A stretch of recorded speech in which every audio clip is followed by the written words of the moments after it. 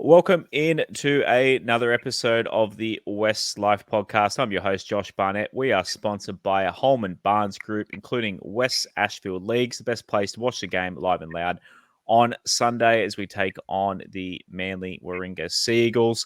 If you're not heading up to Campbelltown, head to West Ashfield for a skewy and a pizza. Highly recommend the pizzas there. Rob and I have shared one there before with Big Shane. It was sensational. The Garden restaurant there at WestsLife Pod on Instagram and Twitter.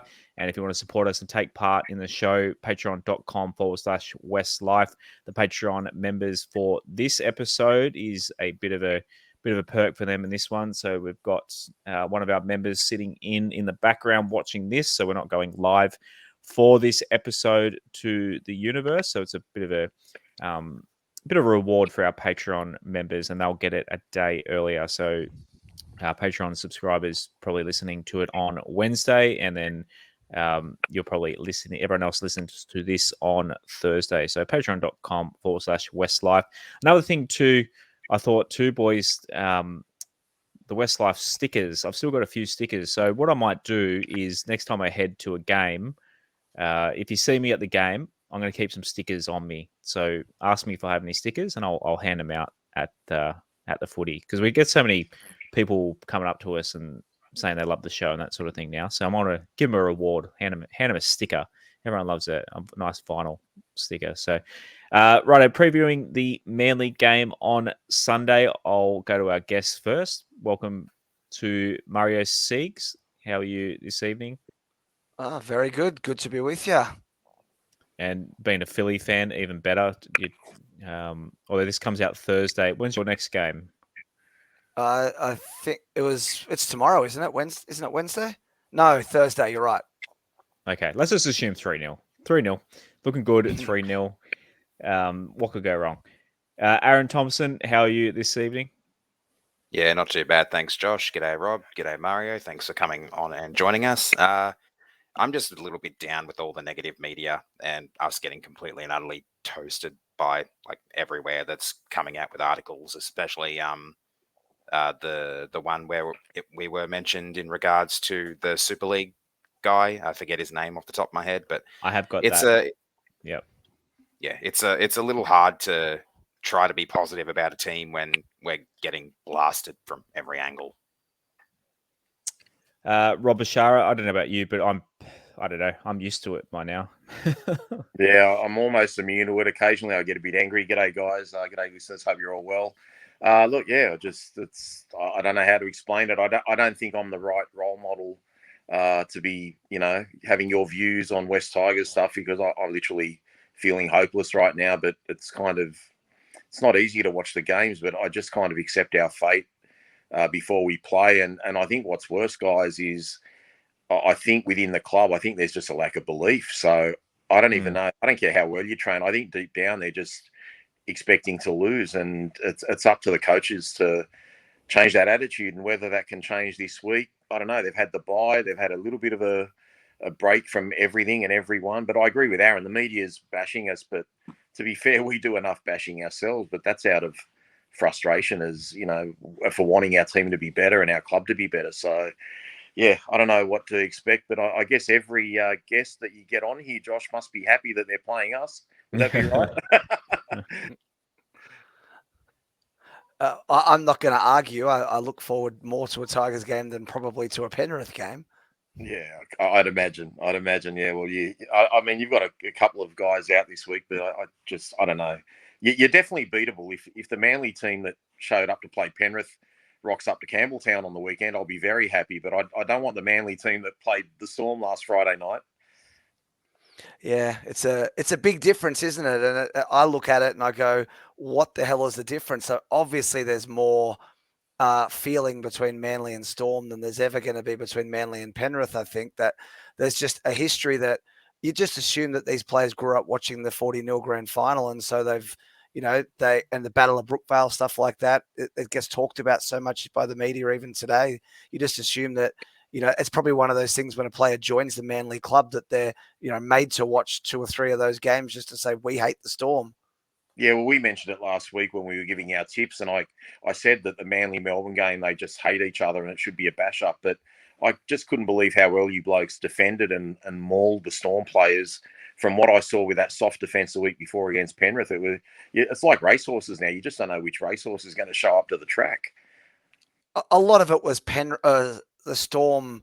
That I think they turned up ready to play, but I think because we got that physical on them pretty much straight away, for whatever reason, they didn't seem ready for it, and it seemed to put them off their game, in my opinion. That just, I'm not going to say that we were that wonderful, because yet again, our attack, just like in the Souths and Penrith games, was pretty bloody bad.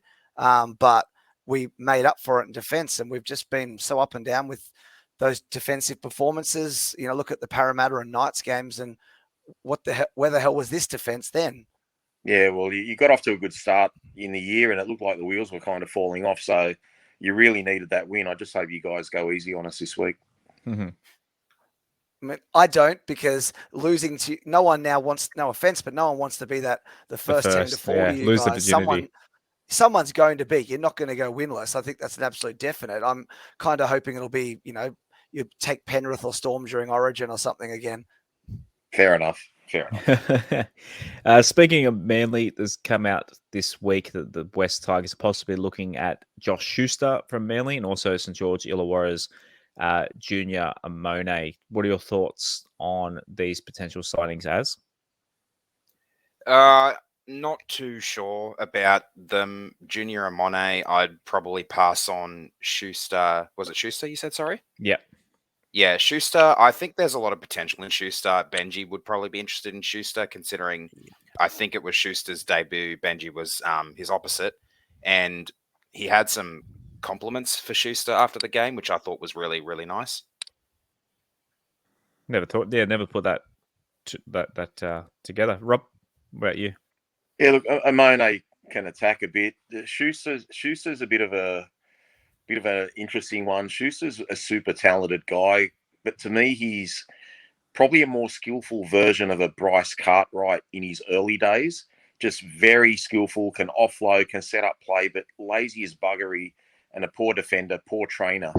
And Bryce Cartwright's turned that around with Parramatta. He can tackle now. He can hit. He doesn't do all that flash stuff. And I just see a lot of flash in Schuster, and unfortunately, we'll probably see it on the weekend.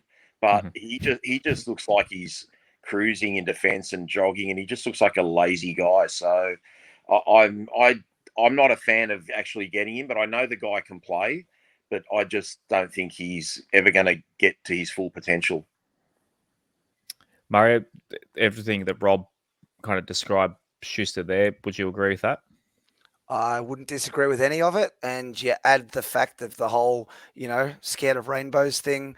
I still have big question marks over his commitment. A few videos of him, 10-second videos of him running up a hill in preseason haven't convinced me of a lot. I do think, too, in the PVL ball era, he was pretty awesome for us, though, in the back row. And I think even in defense, I still think lock is actually his position, but we've decided, another coach has come along that's decided that's not the way it is, or it's just that he's so desperate to prove he's a 5'8", a better version of someone like the Felipe Mateos, these real ball playing flashy guys. I'm worried with Schuster. I also, he's very injury prone. We need a good season out of him, and we're not getting it this year. Maybe by the end, who knows? I just think there's a lot. It's definitely that he definitely does seem to like Manly a lot, though, and like that culture that comes with those boys that he's part of. And so I don't know how that's going to go in a team that maybe doesn't have that similar culture. I don't know what you've got at the Tigers that's going to appeal to him. I don't think the culture there is going to have him on track. As for Amone, if you get him really cheap, you might be doing okay out of it. But if there's anyone with an attitude problem, it's probably a guy that's hitting people in the head with a hammer, allegedly. Can't disagree with any of that. Another bit of a negative story. Sorry, Az, for this one. We talked a little bit about it in our previous episode, but rising English star Lewis Dodd he's basically been told by his coach not to play for the West Tigers. That wouldn't be a good move for him. So yeah, Phil Rothfield talked about this on Big Sports Breakfast earlier in the week. What are your thoughts on this one, Az? We need to improve. We need to make signings that are going to help us improve. We need to cut the dead weight and sign players who will be capable of turning things around. And to hear that a coach or whoever from a club across the other side of the earth is basically telling one of his star playmakers to not go near the club, it's pretty disheartening, really. That's probably the nicest way I can describe it. Rob, is this a bit of he just wants him not to go? Maybe. It's definitely clickbait for a start. I mean, it's just a beat up. More got us. No, of course. Look, the reality is, guys, if you cared about any player right now, you'd advise them not to come to our club, which is fair enough. Why would you come to a club that's won 1 out of its last 20 games? So I think we've got to look at it more from our point of view internally. We've got to be better. We've got to set standards. We've got it. Like, that's why I said winning those first few games was so important, because if we could get some positive feedback, the Tigers are on the up. They've got a new coaching staff. They're looking good. People will want to join us. But why would you want to join a team that's just, playing roulette with the team selections every week? Like, we've got another 2 or 3 changes this week, and we keep getting spun certain stories and what have you. It's very hard to believe a lot of what comes out of the club, as much as you'd like to believe what they're saying. It just, a lot of it is a whole bunch of untruths, Josh, and I'm past it, but people can make up their own mind about it. Right, let's move on to Sunday's game. So, team list for the West Tigers. Jareem Bula will make his debut at fullback. Shouts to Gussie. He messaged me this afternoon. He said, "Well, this weekend will be." I don't want to stuff this joke that Gussie sent me. He said, "Will it be a ream hot water? Install a ream, Jareem? Get it?" Oh, you go. Sorry, Gus. You absolutely butchered that. It was funny. It was funnier delivery. Just call me Bill Burr for that delivery of that joke. Charlie Staines and Junior Tupou on the wing. Stafford Toa and Asu Kepaoa in the centres. Kepaoa is in the 4 this week, not the 3. Just Sheensy and not making it a bit annoying for me to have to copy and paste and switch Kepaoa on the other side of the graphic. Brendan Wakeham is in for, obviously, Adam Dwayne out for a long amount of time with the ACL, and Luke Brooks wearing the number 7. Won't ever have to probably worry about copy and pasting that one. Mario, anything? Look, it's a very young, and I mean, apart from Luke Brooks, very, very inexperienced backline that probably not going to put much fear into the likes of Tommy Turbo and DCE. I mean, you'd probably say not. It just depends how our backs are going to go, because some days they step up and they play really well. I mean, Brad Parker, when he's played this year, has actually mostly been really good in defence. And you see in the Penrith game, and even early in the Storm game, he had a couple of off moments where he just seemed to make the wrong decision, which upset me at times. You're having him and Jason Saab together, and then you got Morgan Harper on the other side. There's definite weaknesses there to be exploited. Whether or not your backline is the one that's going to be able to exploit that, I don't know. But Charlie Staines has been better than I think most people expected this year. Junior Tupou has obviously shown enough that Manly were allegedly interested in trying to get him. And I know nothing about your new fullback. He could come out and kill it. But, if we had our full lineup, I'd be feeling like, I'll be honest with you, I'd be feeling like we should be putting 40 plus on you. But with that lineup that we've got, there's still just a few weaknesses that always just give me a little bit of pause, Yep. I've got the Manly lineup coming up soon. What are your thoughts on Bula getting a debut, Az? Yeah, I'm looking forward to it. He absolutely killed it, particularly those first 2 rounds in those 2 Reggie's games at Leichhardt. I think he's got a lot of talent. I think a lot of other fans, especially from what I've seen on Twitter, think that he's our future at fullback. So it's interesting that there could potentially be a bit of a three-way battle there between himself, Stainsy, and Dano. But yeah, I'm looking forward to seeing him given a shot. I'm a little bit concerned about maybe his match fitness because he's missed the last 2, maybe 3 weeks, I think it might have been, of reserve grade with an injury of some sort that I don't know what it was. So that may be why we've got Dano on the bench to give him a bit of a breather if he needs one. Rob, Buller at fullback, I thought Staines play, obviously that one big error aside, I thought Staines basically would have had the fullback on basically locked up, and Buller maybe playing the wing, but Sheensy throwing him at fullback straight up.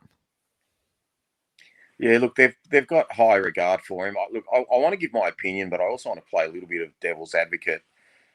Before we played Parramatta, which was obviously our last game, Sheens goes out in an interview and says, we've only got 2 fullbacks at the club, Charlie Staines and Dane Laurie. The prior 3 weeks, we had Adam Dwayhe at fullback.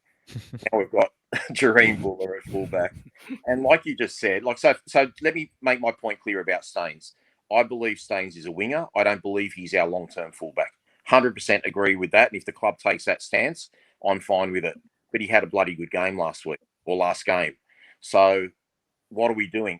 How are we improving Charlie Staines' confidence by saying, mate, we'll give you a shot at fullback. If you do well, you can have the spot. And if you don't do well, we'll see how we go. Well, he's done well. And now he's been moved back to the wing. So my worry now would be with Jareem Buller, if he has a couple of games, whether they're good or bad. I mean, I like the fact that we're seeing what he's got. He might be the future. He might keep the spot for the whole year. We don't know. But the point is, what if he has a couple of bad games? Are we going to kind of destroy his career like we're kind of doing with Matamua, like we're doing with Sean Blaw, like we're probably doing a bit to a degree with Staines, where we're just revolving the roulette wheel around? Like I don't get the whole thing. Now that he's there, I hope he does well. He's very raw, but yeah, after what Staines did last week, and you're trying to put your best team out there, I don't know, guys. I think let's leave Buller out of it. All the experimentation needed to be done in the second half of last year by Tim Sheens after Michael Maguire got sacked. We needed to know whether Noffert was our winger or not. We needed to know whether Junior Tupu could cut first grade or not. We needed to know if Adam Dwayhe was a 5'8" or a centre or whatever. All these things should have been trial and error last year, not fucking around with a 2023 season and just having another, poor season, and our season's over in April. The trial and error should have been done last year with the players that we had at the club. So I wish Jareem Buller all the best. I think he's definitely a fullback. I don't think he's a winger. I don't think he's a centre, but he is raw, and he's coming into a team that's 0-6, and I just hope we're not throwing him to the Lions. Onto the forward pack, pretty much the same forward pack. 4 weeks in a row, pretty much these 6 guys have been a lock. I'm trying to think the last time. I think Pole is the only one that's really changed pretty much since Bateman came in. But Mario, our forward pack is pretty good on paper, and they've done a pretty good job this year. Obviously, Rob described us, and he predicted this before the season. He described us as, because you're a bit of an NFL fan as well, he calls us the Denver Broncos, which kind of hurts me as a Denver Bronco fan myself, but basically just can't score points, can defend okay, but just inability to score points. I think the issue with that forward pack is that you got someone like John Bateman, who is such a good player, but he feels forced, I think, to try and do too much. And it's been interesting with your team so far that the guys that are newest to your team, Appy, Clemmer, Bateman, and Staines, have been the guys that to me look like they're really putting in. And the only exception there is Papali'i, he started off pretty poor, and I think he will improve. I just think that whole preseason crap of will he, won't he come or not. I don't know. Maybe there's a bad taste in the mouth of the other players, and he's not settling in as well as he'd hoped. That's just an idea, and I think he will come good. You've certainly got the players there. Like Appy can Appy can do what we all know he can do.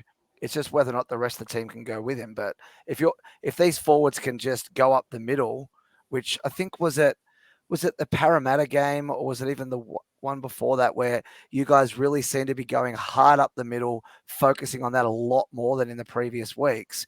And to me, the results were kind of obvious. Sorry if I'm thinking of the wrong game. I think it was the Parra one. You are. Definitely wasn't the Broncos game. Yeah, we dominated the Okay. second Parramatta game. You're right, Mario. Yeah. Yeah, it just seemed like they all got on the same page. So if your team are still on that page, then they can actually do something to scare Manly and put them off their game. But if they're not, and they're just going back to their old ways of letting teams run up a score, I don't think Manly's going to let you back in the second half the way a couple of teams like the Bulldogs and Para have. Boys, anything to add? We've pretty much talked about this 4-pack a fair bit. No, I think Mario's hit the nail on the head, especially with Bateman. And I don't mind Bateman trying too much, but he's literally having to run sideways and do some things out of the ordinary in order to try and create some attack, because our halves are, they're basically devoid of ideas of how to create anything. So, look, I agree with all that, but it is a very strong forward pack. We'll get to the bench now. Obviously, I'm not a fan of the makeup of the bench, but I just think some of those forwards are going to be playing long minutes in that starting lineup. That's for sure. Yeah, the bench, it's a weird one. Dane Laurie at 14, Joe Offengowie at 15, Alex 12 at 16. He swapped those numbers for some reason, so I only noticed this. Obviously, I type it out for the graphics. Offengowie and 12 were 16 and 15. They're 15 and 16 this week. I don't know how do they pick? Like, does it really matter if the bench numbers really, like, obviously 14 usually comes on first, but I always wonder how. Yeah, Mario, actually, I'll get your opinion on this. What's your thoughts on jersey numbers and names on the back? Oh, I'm a definite fan. I don't understand why they don't do it. To me, it's such an obvious marketing possibility. Players love your Latrells, they love your Tommy Turbos, and all these various players. Like, every team has a player they love. I'd guarantee you, if you had Benji Marshall Tigers jerseys out made even this year, they'd still sell. You look in the NBA. There's 8 or 9 states in America where Michael Jordan jerseys are still the number one selling jersey in the state. It's pretty clear, isn't it? Yeah. I don't see the disadvantage to it, so why not do it? But yeah, I knew. don't get it. I asked you because I knew you agreed with me. So, yeah, I've preached this on the show for years, but a lot of people get upset with me. They think it'd be confusing for players to have different numbers. Even they did like the Super League though, just kept the same number for the whole year. So like for example, Sean Blaw's 19 this week. If he was just named at 19 the whole year, I'd go out and put 19 and Blaw on my back, like just to have a number. That don't necessarily have to pick their number, but at least stick with the number. So I digress. People disagree with you, Josh, but now you've got an NRLW player in Kennedy Cherrington agreeing with you. Yeah. Is that an NRL? I didn't even realize there was an NRLW player that you shared on Twitter today. Yep, I thought it was just I saw her post. fan. And yeah, Kennedy Cherrington. She's a Parramatta Eel for the next 3 seasons.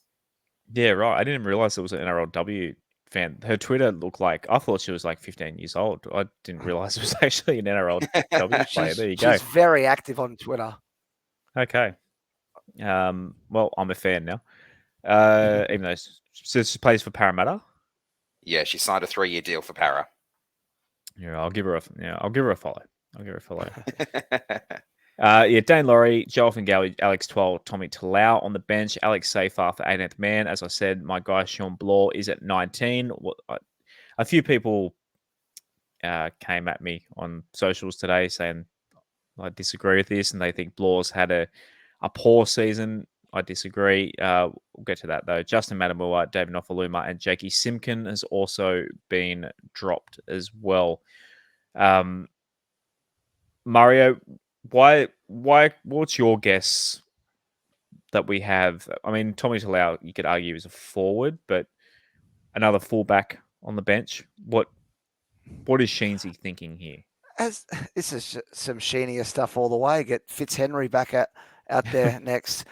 Dane Laurie, I admit I haven't watched any of your reserve grade games, but everything I've been reading has been saying that he's been absolutely trash in reserve grade, not even holding up his end of the field.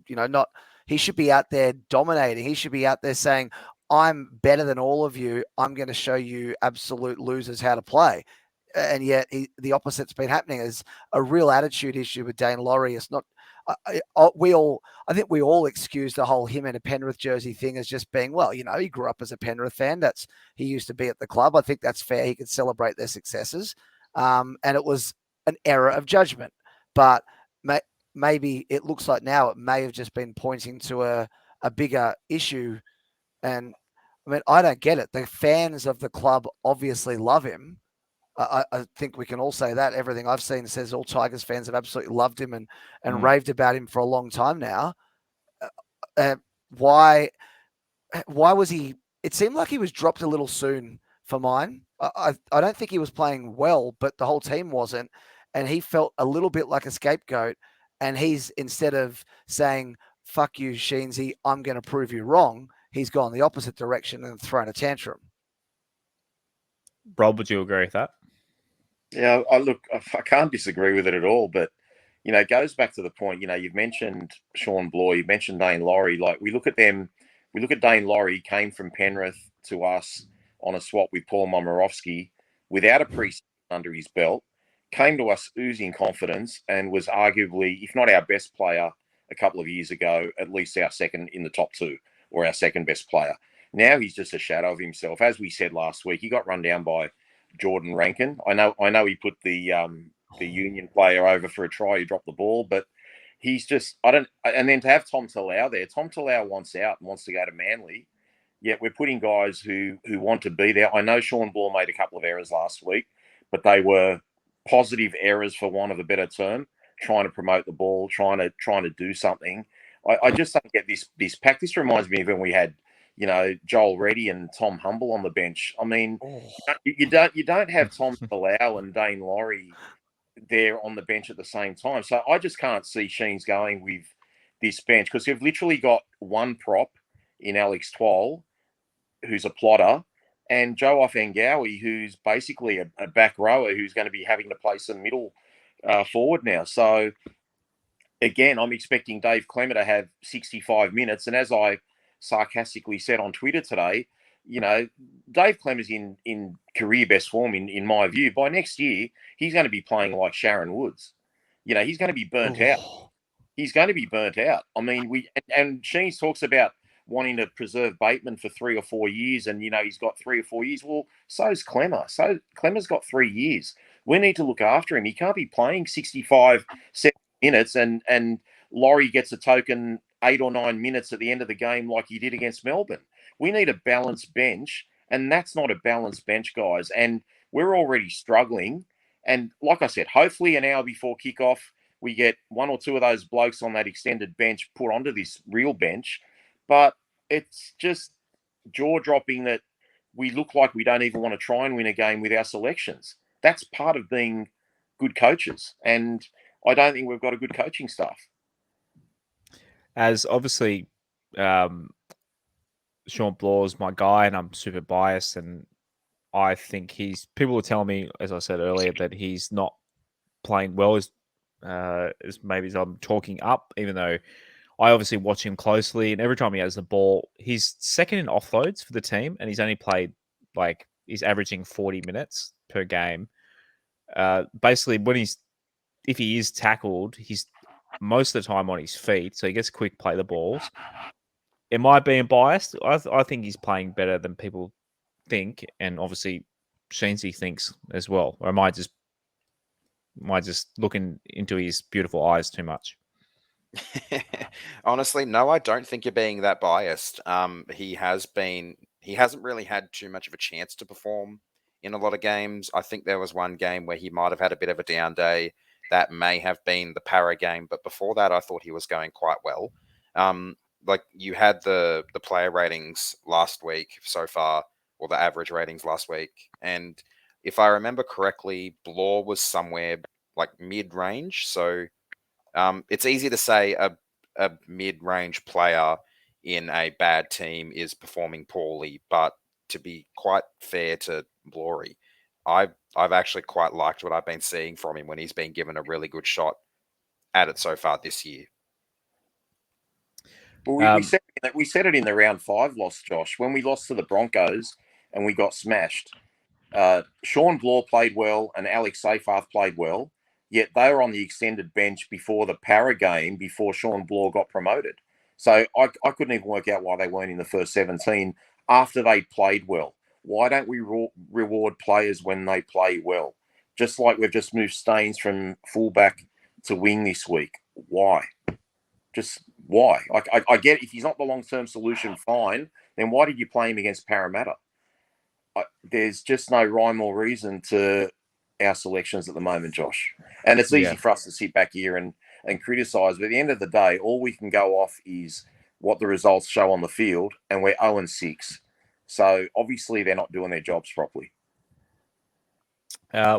One company that is doing their jobs properly. Hey, that's a pretty good segue. Mobile Corp, our partners and sponsors. Shout outs to Stephen from Mobile Corp, and shouts to Shane Walker, who we had on the show on our previous episode, who's wearing the MLC Phones jersey there. So MLC Phones are now known as Mobile Corp, and they were sponsors of the West Tigers back in 2007. They say there's a saying in IT, there are only two types of companies, those who have been hacked and those who will be hacked. So what can business owners do to protect themselves from cyber attack? Mobile Corp is a family-run tech company that supports West Tigers, and as I said, sponsors they were a jersey sponsor back in 2007. Mobile Corp is passionate about helping protect businesses from cyber threats. For an affordable cyber security solution, go to mobilecorp.com.au. Murray, I think you're about my age. Do you remember much of the MLC Phones era, the mid-90s Tigers? You were probably too busy winning premierships. Yeah, I'll be honest. I didn't pay a lot of attention to the Tigers back in those days. No one, only we did. Only Rob and I did. I like Tim Brasher. Yeah, I still remember his last game at Para Stadium. As what year was that, Rob? 96? Did he leave? 90? Maybe 94. Yeah, I still remember his last home game because we were playing at Parramatta Stadium. Was our home ground. I still remember going to that game. He was my favourite player at the time and been absolutely heartbroken. So yeah, you've ripped open a scab there, Mario. Sorry. That's all right. Or as a West Tigers fan, there's a lot of scabs. On the Manly side of things, backline, Tom Trbojevic at fullback, Jason Saab and Ruben Garrick on the wings, Brad Parker, Morgan Harper in the centres, Josh Schuster and Deli Cherry Evans in the halves. Front row, Jake Trbojevic. Trbojevic, am I saying that correctly? Sure. You got to put a at the end. Trbojevic. I should know. They're Serbian, aren't they? Trbojevic. Yeah. I should know my Serbian name. Should know Mario, being a Nikola Jokic fan. Tanula Paseka, Lachlan Croker at hooker. Can you do that? How do I pronounce that one, Mario? Hamoli Olakawatu. Thank you. Ethan Bullimore. Mm-hmm. But yeah, Josh and our old friend Josh Allier is at 13. Samuela Fainu, Sean Kepi, another old friend. A lot of old friends in this team. Aaron Woods on the bench and Toa Fofoa Sipley. No one. We just call him Toff Sipley. I'll admit I don't know how to pronounce it properly. Righto, boys. It's starting to maybe regret tipping the West Tigers. Now I'm actually looking at the team list the back line. It's a much prettier, in more ways than one, back line than ours, I would say. Saab and Garrick are they're pretty attractive boys. As thoughts on who's striking fear matchup wise for you? They've got weapons all across the park. Cherry Evans, Trbojevic, like their combination is elite when they're on. Speaking of good-looking boys, Mario, what about Brad Parker, the old Hank Scorpio?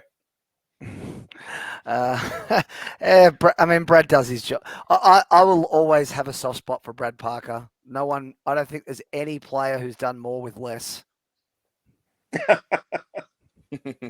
Love it. That's pretty accurate. I'll give you that. Rob, what about for you? What matchups are you fearing on Sunday? Oh, look, you don't know which Schuster's going to show up. I mean, I watched Josh Schuster play against Parramatta in their win about 3 or 4 weeks ago, and he absolutely straightened their attack up really well, and they were getting around Parramatta quite easily.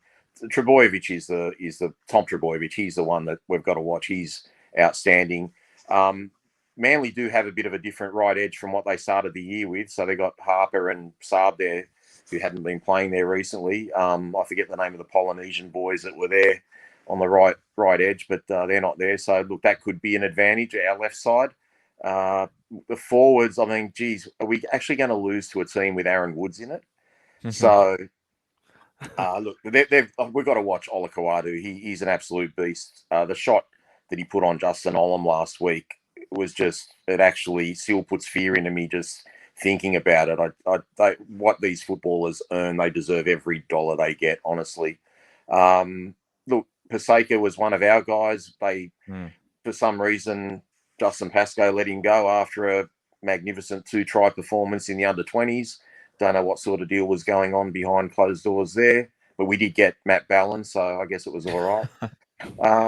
Yeah, it's just, look, I just don't know which Manly's going to show up. They are beatable if they're not switched on. They're the sort of team that if they're not mentally there, they're not there for the whole game. But they've got enough talent to beat us with about 15 minutes of football. And again, where are we going to get our points from? So, look, we'll just see how it goes. I mean, hopefully they don't enjoy the trip from the northern beaches to Campbelltown. And we've had a good 2 weeks and we just shocked them and they get a few players put in the sin bin or sent off. I don't know, guys. I'm just feeling so hopeless right now. The only thing that gives me a bit of confidence is Josh and Aaron are tipping the Tigers, and they've been going very well with their tips. So that does give me a little bit of hope. But other than that, I don't hold much hope at all. Well, part of it is I'm Mario- going so well that just kind of I thought I don't know, just have a risk this week. I'm starting maybe regret it. I'm 8 points ahead of second. You've got time to change it, mate. You are donating a tip. You are absolutely donating a tip. Mario, sorry. Mario, I thought KO Weeks had been performing quite well for you guys recently. Do you have any idea about why he might be dropped? And are you able to tell us much about Samuel Afenu? I was about to say the same about KO Weeks. He was a little bit off last week, I thought, against the Storm, when we had 20 minutes against 10 men. Against 12 men, and we lost that period 2-0, and that was while he had come into hooker. But at the same time, the guy's not a hooker, so expecting him to be one just because we haven't got our roster management right to back up Lachlan Croker kind of bothers me. I think Weeks has been really good, but anyway, Fainu is a player that everyone at Manly and the coaching staff have been frothing over for a long time. Basically, the whole reason that we paid his, big stabby brother all that time to not play for us for like 2.5 years was because we didn't want to lose him. So it's going to be very interesting to see him finally playing first grade. I don't get KO being dropped, but it is what it is. If Tua Pelotu is healthy enough to be on the bench, I'm also confused why he's not there. He's in theory along with Garrick, he's our first choice winger. Mm-hmm. But I don't know. There's some interesting selections in there. I'm happy to see Sipley getting some time. I didn't know the relationship between Fainu, but I like the reference there. Yeah, well, there's I think there's 4 or 5 of them. They're kind of everywhere. We've got 2. I'll tell you what, I would have been doing anything to keep that stabby hooker as well, Mario. I honestly think I've never seen a hooker with that much talent at that age. It's an absolute waste of a career. I mean, he certainly had penetration in attack. He had everything. There's nothing he didn't have. He just had every tool, and unfortunately, he had another tool as well. Sorry to even joke about that, but anyway. Well, that's okay. Since my line penetration and attack was purely a joke and went over your head, that's okay. Don't worry, I picked up on it. Lower grades. So, Rob, back in the day, we used to get three games on game day.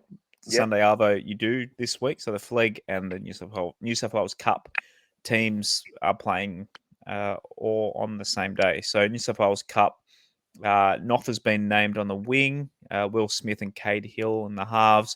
Rua, I feel kind of bad. I said to Rua when I did the tour last week that he'd be next debutant up for the West Tigers. He's obviously not with Baller. So Pasco heard you and decided to change it. Maybe, yeah. Tukey Simpkins, Matamua is at lock. Sione Fainu coming off the bench. Anyone else that, anyone else to look out for in the New South Wales Cup, boys? I think Fainu was really good in that Canberra trial. I don't know what he's done wrong since, or if he just hasn't maintained that level. But he looked like someone that could have threatened first grade, and he made big inroads into that Canberra line in that trial, and he's just never had a look in. So I don't know. I haven't watched enough of the lower grades to give an honest assessment on that. But on what I saw in the trial, he's got a lot of talent. So 1:35 p.m. Sorry, I'm disappointed to not see Brandon Toomuth in there. I thought I read in the injury report update that he was available for selection now, so I thought we would have seen him back in New South Wales Cup. So disappointed to not see him getting any game time, but hopefully it's for a good reason. 1:35 is the kickoff in that one, and then before that, Jersey Fleg is at 11:50 a.m. So you can get literally 6 hours of footy for your ticket, your admission on Sunday. Are you heading to the game, Mario? Or are you a typical Manly fan, only go to home games? Well, I do live 6 hours away from Sydney. In my defence, I've literally just today got back from running Canberra Marathon on Sunday, and then walking 17 kilometres yesterday at the Easter show, and then I'm driving back to the coast again this coming weekend, taking my 9-year-old to Groove in the Moo. Beautiful. Where are you based, Mario? Armidale. Ah, where's that? As you're the country boy. I don't remember where Armidale is off the top of my head. We're an hour north of Tamworth, or about 3 hours west of Coffs. Okay. As from Orange, so I don't know if they're close because no, they're not close. Okay. I remember when I was going to Tamworth for our games up there, it was I think about a 7-hour trip. That'd be about right. 7-hour trip. Wow. Righto, Robstradamous, you're a punting man yourself, Mario. Do you like a bit of a bet? Actually, no. I'm just not. The only gambling I ever do is I'll play, some friendly games of poker with some mates, but that's about it. Okay. Well, we're West Tigers fans. We need some sort of interest in our lives. We've been West Tigers fans, I guess. Maybe that makes us. It's a gamble being a West Tigers fan. I guess you never know what you're going to get. Robstradamous, what do you got for us this week? Right. Well, firstly, I got to apologise for last week. I was actually confident of getting a perfect round, but only got 5 out of 8. But I did with our amended try-scoring multi when we put in Warbrick in place of whoever. I think the South game had already started, so that didn't count. We did get our 3 try scorers up, so that worked okay. This week, I think Canterbury are actually playing quite well considering how decimated they are. I thought they were very brave against Parramatta, and I like their grit. But I just don't think they've got the troops to go with Cronulla. So Cronulla to win. I figure Mulatalo will have a winger that isn't Jacob Carraz. So I think he should get a try. And I dare say that Cronulla will be trying to isolate Flanagan. So I've got Wilton as an anytime try scorer. So that's my Robstradamus tip for this week. Our tips for this week, Rob, I didn't get don't know how many points you're on because you're not in our comp, but Yeah, I I'm. send you the total, but that's all right. You keep me on 17 for the next 5 years. That's okay. What are you on? I'm actually on 30, which isn't much to brag about anyway. Oh, same as Az. Okay, you and Az are both on 30. I'm on 41. I'm actually on the ESPN app, just to brag a little bit. There's 412,000 tipsters, and I'm in the top 100. So Well it's, done.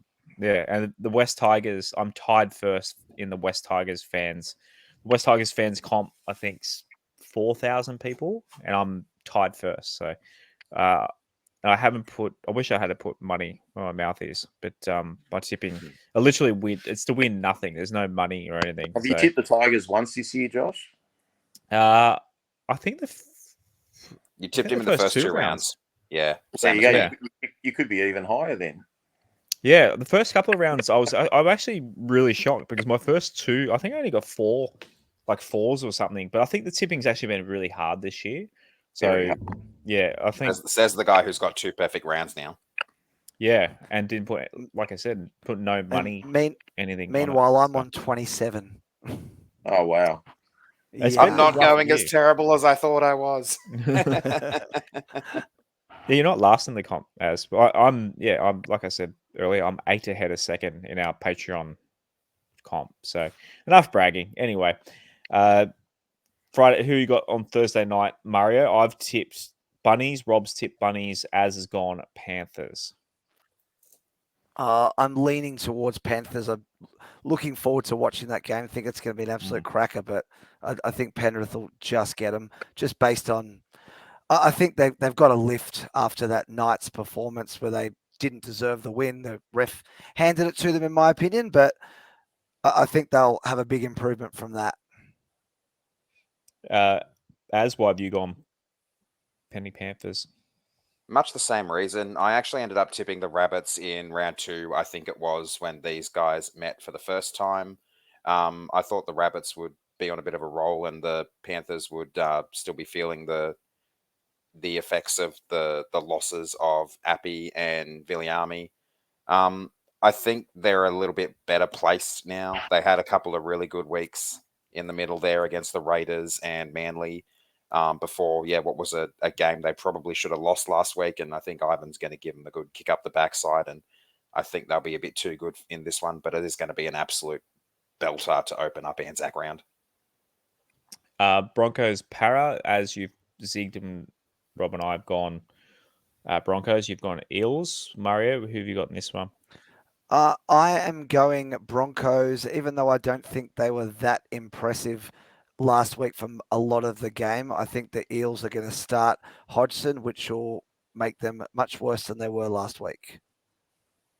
Az, why are you going Para?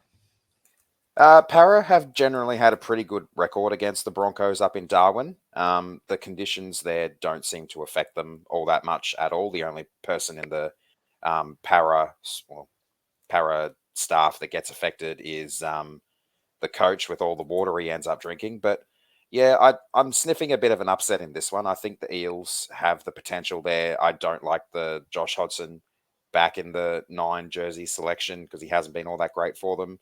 But I think they can find enough to get a win in this one, keep it pretty close. It's in Darwin this game, isn't it? Yeah. Mm-hmm. Rob, anything on the Broncos? Oh, guys, I just think these first 2 games, the South Penrith game and the Para Broncos game, I actually didn't want to submit tips. Like they flip of the coin. Big golden point games. Penrith have got the wood on South. I just think South if they got any pride, they just won't let a team beat them 1,000 times in a row, considering they lost the grand final to them. And I agree with Aaron. I think Para are a tougher team, and they'll play stronger in the forwards, and Brisbane have got more flair in the back. So I kind of think they nullify each other. So I've begrudgingly tipped the Broncos just because they've got more points, but I've got no confidence in either tip. We've all gone Sharks against the Doggies, even though the Doggies are playing at home. Anyone? Yeah, I think that's Doggies are $5 outsiders. Get anyone? See Bulldogs getting home in this one. What about you, Mario? No chance. Bulldogs are busted. Yeah. I agree. Yeah, Rob just summed quickly, it up really well. I mean, just quickly on the Bulldogs, there's starting to be question marks over Cameron Ciraldo that he had a guy on one leg who couldn't move forward or backwards in any way on the weekend, stayed on for the full 80, while he had Josh Reynolds just sitting there on the bench. You know, if you've got That an was outside back concerning. injured, put Burton to the centres. It's pretty obvious. But I'm happy they didn't, because screw the Bulldogs. We've all gone Cowboys against the Knights. They're at home. Yeah, I wouldn't put it past the Knights to put up. They're putting up a good fight, the Knights this year, led by our old mate Jackson Hastings. Mario, who do you think this one? Knights 13 plus. Knights 13 plus. Mm-hmm. Okay. I mean, mind you, remember I'm the one whose tips It are doesn't on gamble. 27. Yeah. So I have no idea clearly, but the Knights have just kept surprising everyone this season. The Cowboys have done the surprise us all in the opposite direction, and Yep. I just think the Cowboys absolutely stink, and they're going to run 15th, 16th the way things are going. Well, hopefully 17th. Probably not. Now Rob's gone Manly, and I missed the Queensland Derby.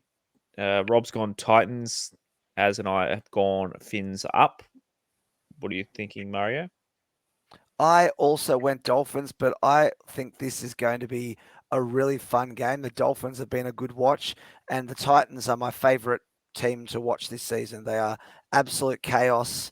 You have never know what they're going to do for any minute of the game, and I think it's going to be a really intriguing contest.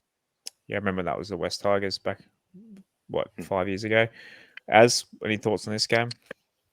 Yeah, I like what the Dolphins are doing. They've got some really solid players there. I think a lot of them. I checked the team list and I can't recall exactly, but I think a few of their good players are back in form. The Titans have moved Sammy to the centers to accommodate for a young debutant, I think, on the wing. So I'm not sure how that's going to go for them. Yeah, so I think the Dolphins will get home this last inaugural Queensland Derby. Rob, you gone Titans? I've gone Titans, but the Dolphins were really good for a good 20 or 30 minutes against South. They're playing with their second string halves. Again, this is another coin flip, guys. Another one that could go to Golden Point. There's about 4 or 5 games that I reckon you should have doubles on Golden Point, because you'll get some crazy value on those. But yeah, again, I begrudgingly tipped the Titans, but I don't know. I feel like the Titans might have more points in them. All the games that I was 50-50 about, I just said who's got more attack. So, and I just felt like South have got more attack than Penrith, Brisbane more than Para. And I think the Titans have just got a bit more X factor than the Dolphins. It's an absolute blockbuster of an Anzac round, though, isn't it? Particularly those first 5 games. Anything can happen in pretty much all of them, except maybe Sharks and Dogs. Exactly. I agree with you totally, Aaron. I forgot we're wearing the Anzac jersey this game. So God bless America. No, they got the first Anzac image off Google. They fixed it. So okay, right. What are your thoughts on our jersey blunder, Mario? I mean, it was hilarious. It is funny though that no one ever gave a shit about the Raiders doing it last year. Which does really add a bit of fuel to the fire of this whole conspiracy theory. I think a lot of us have at this stage, that the media just love talking about the Tigers no matter what. And they'll just dredge up any shit they can find. It is still ridiculous that the Tigers did it, and that they then kind of doubled down on it briefly before backing down. I think that was the worst bit, was them defending it briefly. That I just thought, just own your error and move on, and it's not that big a story. We don't own our errors, Mario. We just do not do that. And that's a big problem with our club. As you and I have gone Tigers stupidly, Rob's gone Manly. Give us some scoreline prediction. You go first, Mario. We'll go Mario. We'll let the guests go first. I'm going to say, it's Manly 26-12. I'm confident we're going to win. I'm just not confident that we're going to do what we probably should. Fair Az? enough. I've got absolutely no confidence in this tip at all. Pretty much the reason why I've tipped the Tigers is because I feel like tipping's a lost cause for me at this point. I'm most likely going to end up changing my tip to Manly if I'm on a perfect round at the point of the game starting, especially in some of the other comps where I'm in it for a little bit of moolah. So at the moment, though, I'll give us the edge. I'm going to say 20-18 Tigers. Robstradamus? I'll go 30 Manly, 18 Wests Tigers. I'm going to go Luke Brooks field goal, 23-22 to the West Tigers. I wonder what that's paying. We'll look that up later. I really wanted you then to say Luke Brooks field goal. Manly 22 Tigers. to 1. Exactly. Something like that. I really wanted him to go there. No, I was being delusional, not funny. Roosters, we've all gone the Chooks over the Dragons. This is probably my favourite non-finals game of the year to watch. But yeah, Roosters probably going to be too good for the Dragons. Mario, you agree? Dragons do. I agree. I expect Roosters win, but Dragons always tend to lift for this game when they're bad. When they're expected to be good, I find Roosters flog them. I might be way off, but this is a feeling I have of how it's gone in the past without looking at actual stats. So I think Dragons, when they're not expected to be good this weekend, are going to lift and take it to them a bit, but still lose. I just looked up on my betting account. If I get 8 out of 8 this week, it's 105 to 1. So I'm going to put $3 on it. See if that. If you're tipping the Tigers, you may as well put Twally to score a try and get 1,000 to 1. Imagine though the scenes. Yeah. Oh, I forgot the Storm. Last game, we're all saying Storm to beat the Warriors. I'm not. Yeah, I think Munster back at 5'8" should be it should do the trick there. You're going New Zealand, Mario. Warriors have been so good this year, and Storm have really been disappointing. And if it was just against Manly, then I think you'd say, oh, they'll definitely bounce back. But you think back to that Titans game, and they were pretty crap in that one too. I think the Warriors just keep on lifting, and I think they're going to again this time. Probably wishful thinking from me, just because I hate the Storm more than I hate anyone. But of course, still, Stanley fan. Yep. Yeah, that's fair enough. Patreon questions. We haven't got any Patreon because we pre-recorded this. The guys haven't sent through any questions for this episode. Patreon.com/WestsLife if you want to take part in the show, though. We did actually have our Benji Marshall tier member, Shane. He wrote, with us still without a win, I knew the issue of recruiting would raise its head, and it has. Seriously, I cannot blame any player not wanting to come here with or without the help of the media. There is no way we will sign anyone of significance for 2024. We just have to pray our youngsters start to hit form all at the same time. 2024 will be up to our current kids to turn it around with the help of Appy and co. Maybe then things will turn around when it comes to recruitment. Yeah, so Shane's a bit down this week, as I think we had the bye and we're all down. The team didn't even play last week. We're all kind of down in the dumps. It's just maybe me tipping the Tigers this week is just we're just so desperate. We need it. I'm sorry, Mario, but we need it so badly. We need something to be happy about. But it's probably not going to happen for a while. My but, tip is an attempt to manifest the win. I'm manifesting. That's what I'm doing. Reverse jinx it. So, Mario, thank you so much for joining us this evening. It was pretty last minute that you came on and helped us be our Manly fan for this game. We will review this game on 8:30. We promise back to normal times next week. So Monday and Wednesday evening. Monday night we'll review Manly v West Tigers. Anything else before we go off to say goodnight to Big Dog? No, guys, just hope the boys find something from within, or one of the players just calls out the whole group and just says, "What the fuck are we doing? Let's turn this around. Let's pull something out. We just can't keep going on loss after loss after loss.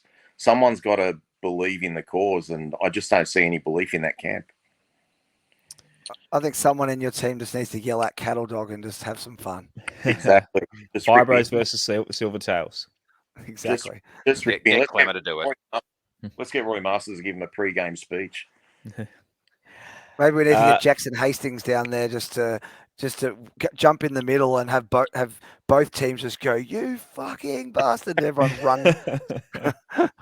What about getting Ronnie Palmer back to do his bring Ronnie Palmer back to do his magic dust that he did in 2018 against Manly? I was going to say, is this the Ronnie Palmer Cup or is it the Jackson Hastings Cup? Well, The Josh Elliott Cup. I think it should be the Matt Ballon Cup. He's a legend. Club legend. He's The a legend. Murray Suolungi's Cup. Yeah, it's been quite a lot. We could be Shannon Nevin Cup. I think Josh Alloway got 2 tries against us last year, didn't he? He sure did. He did. Let's hope. Let's manifest that not to happen on Sunday. Sorry, Mario. I'll join you on that because fuck that guy. Another rainbow. Rainbow. What'd you say about Schuster before? I just said he was scared of rainbows, whatever. But Josh Alloway was the bloody ringleader of all that. You know, he was. Without him there, the others might not have ever had the stupid thought in the first place. And on that note, let's hope it's all sunshine and rainbows for the West Tigers on Sunday. As always, boys, go the Tigers.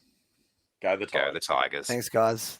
Thanks, Mario. Thanks for listening to another episode of the WestsLife podcast. Please follow us at WestsLife Pod on Instagram and Twitter and facebook.com/WestsLifePod. You can also support and take part in the show at patreon.com/WestsLife and give us a subscribe on YouTube and turn notifications on. We'll see you again next time on another episode of the WestsLife podcast.